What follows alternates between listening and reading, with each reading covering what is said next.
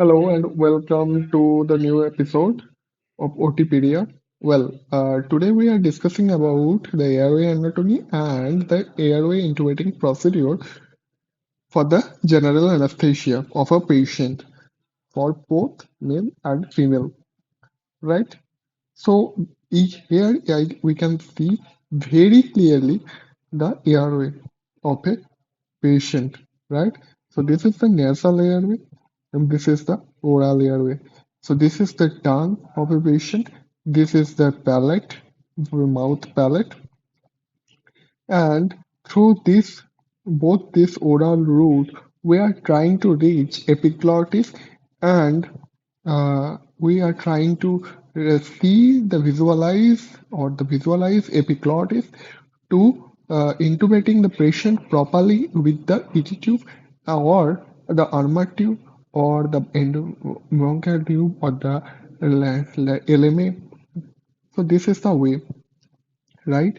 Why should, now this is the common known anatomy of a patient oral route.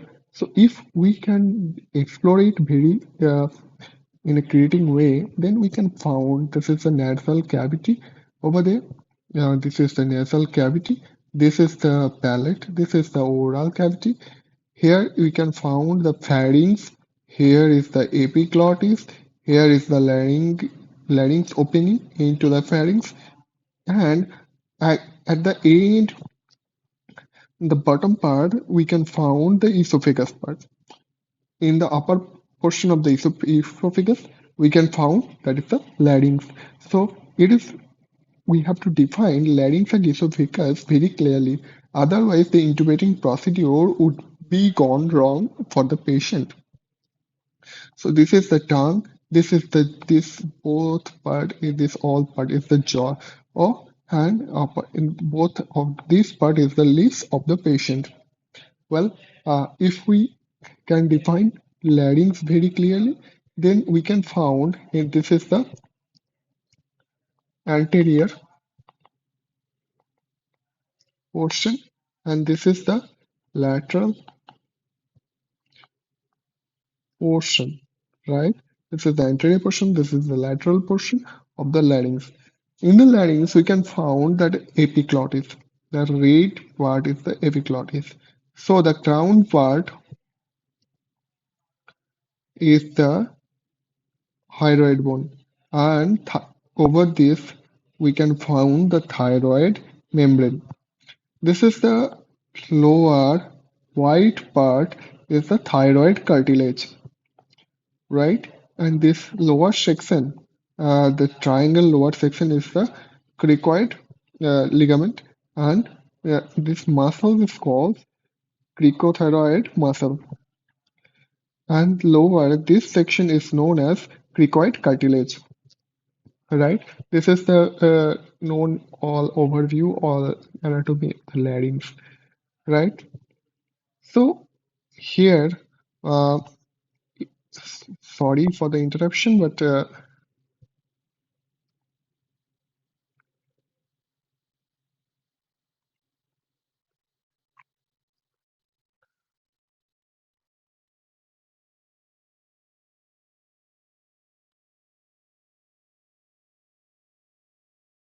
so this is the epiglottis portion. So through the laryngoscope, we are trying to define this, right? This is the cricoid ring. This portion is known as the false chord, and this portion, the below portion of the false chord, is known as the true chord. That is anterior commissions, right? And the lower section, both of these part is the posterior cartilage, right? So how the intubating procedure done? So we have to know about this. So this is the an overview of the anatomy. And if we want to know how the epiglottis looks like, this is the gateway structure, right? Here we can define, but if you clearly want to see, that is the gateway of structure, where this is the one part, this is the one part that is the epiglottis, but that is the two part.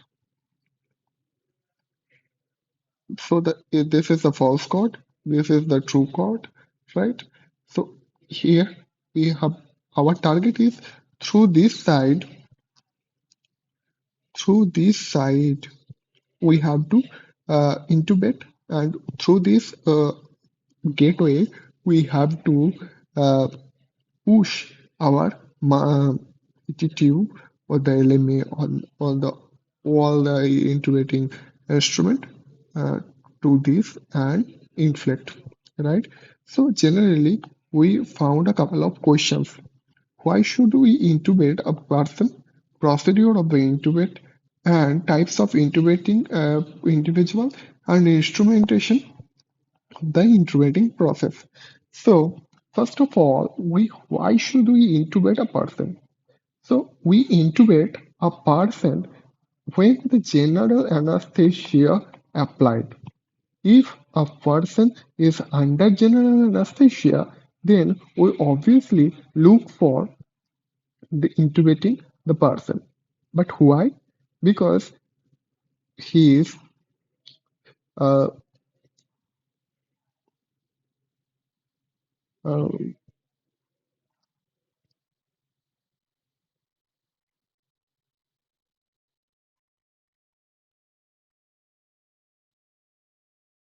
his whole body is under general anesthesia. His whole body is under general anesthesia, and we have to give him the power for taking the breath and for inhale and exhale. So, so in the general anesthesia, you have we have pushed the air pressure for the person to inhale and exhale. So for that reason, we have to intubate the person is under general anesthesia.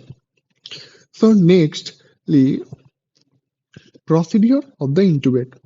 So how the procedure of the intubate before we going to the part, we have to know the instrumentation of the intubating procedure, right? So it can be defined into three parts. That is the laryngoscope, second is Fuji, and third is ET2, right? So in the laryngoscope, this is the blade handle, and this is the portion of the blade. So a whole part is known as the laryngoscope. So handle of the laryngoscope is this part. If I change the color, that would be defined very clearly for all of you, right? This is the blade handle, this portion, and this portion is the blade of the laryngoscope. I am written here. Next is Buji. So what is Buji? Buji is a long, uh, soft metal stick which is inserted in a difficult airway cabin patient that can be used for only for time in the time of the intubating. There is only use for intubating and for the ET tube, and it is made of the soft material and the rubberized material, so that it can be flexed according to the airway path, right? So this is known as a bougie, and this is one of the most critical instrument as well, because if the airway is not properly seen, or the epiglottis is doesn't properly visualize to the doctor, then Fuji is taking as the use, right? So after that, we have to know the ET tube, or the endobronchial tube, or the endotracheal tube, or LMA, or others. So coming to the ET tube, that is actually it can be defined as the tube, right? So that is very clearly. So what type of tube we are using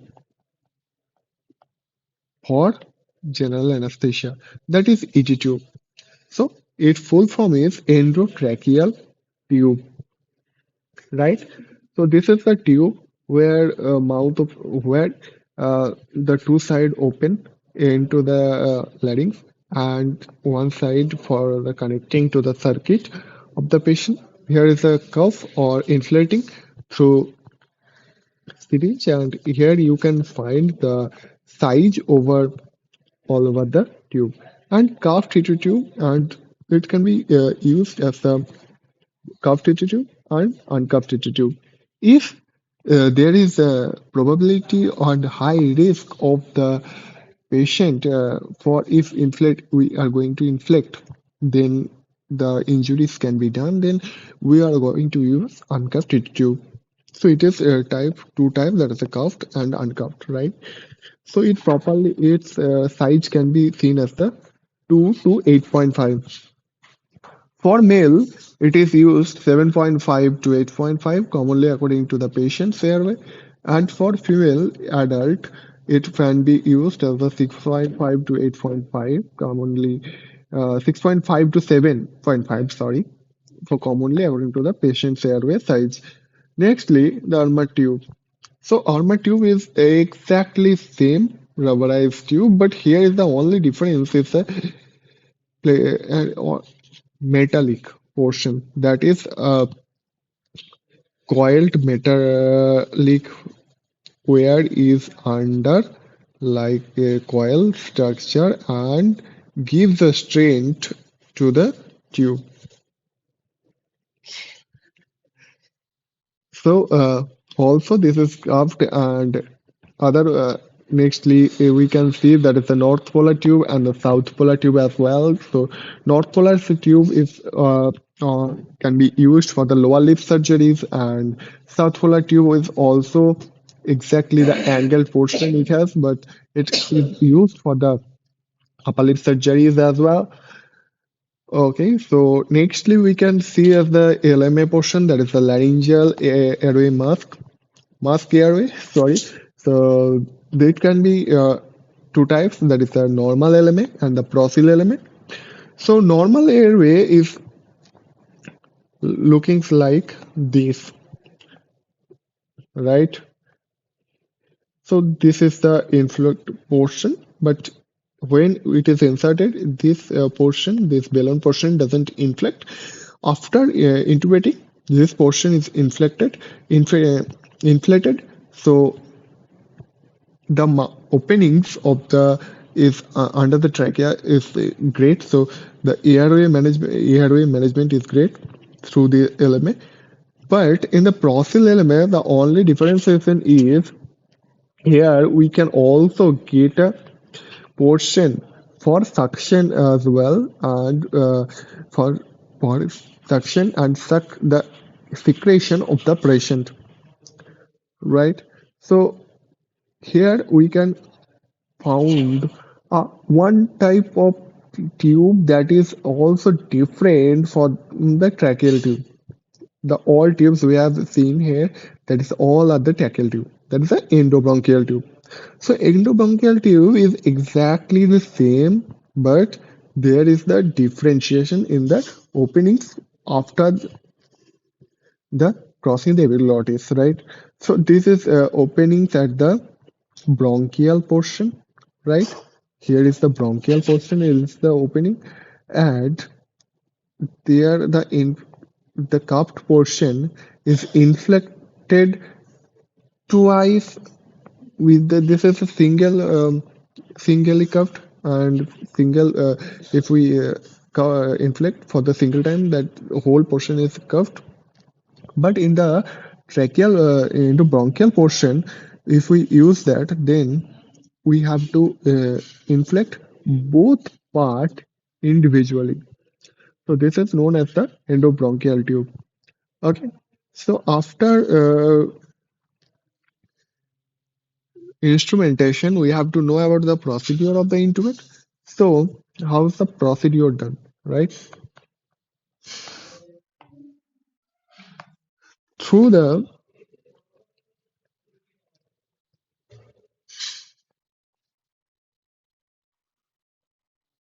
so this is the epiglottis.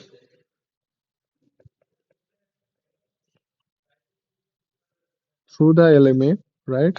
So this is the laryngoscope, and through the openings and opening the epiglottis, we are able to see the epiglottis and intubating the next part, procedure. that is how we intubate a patient. So here you can define as the intubating procedure, right? So how? So after visualizing, so this is the nasal airway, this is the oral route, and this is the nasal, and that is the oral route. Through this oral route, the here is the epiglottis.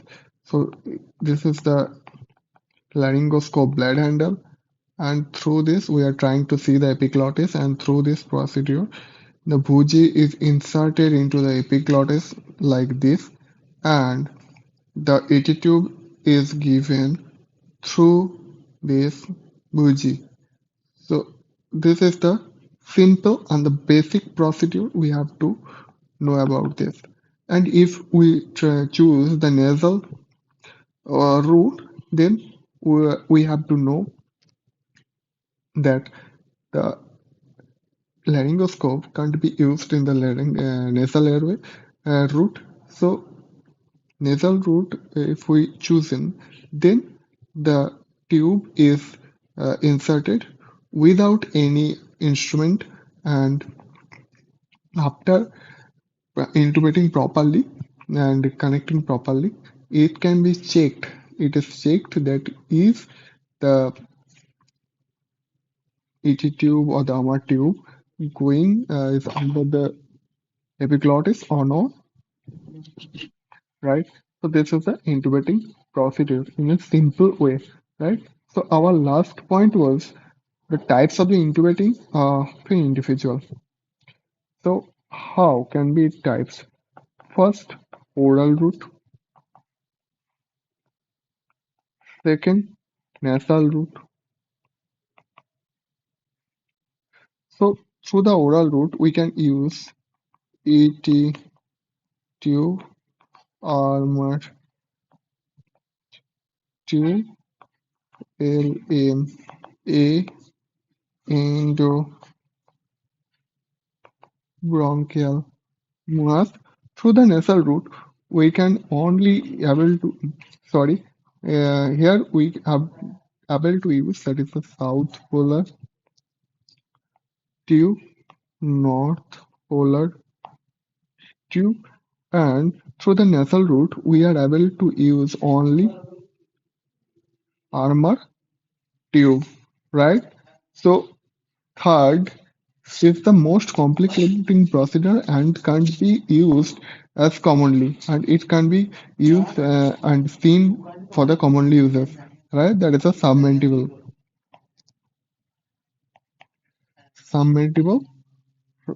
route. This procedure is only done if any fracture is seen in the face for in the plastic surgeries.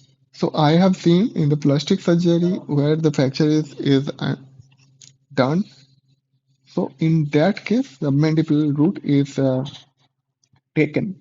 So how it is done? So this is commonly you know done in the same way as the oral root, and then the tube is out through the submandible with the opening and surgical procedure. procedure. So this is the submandible root, and it is not seen very commonly. It is only seen for the exceptional case like the facial fracture and facial multiple fracture, right, patient? So both of this is the commonly used procedure, and all of these instruments are taken as the more or intubating a patient. So this is a So this is all about the patient's airway and intubating a patient through various route, right? So if you like the video, please, please do subscribe, like, comment, and share. Thank you.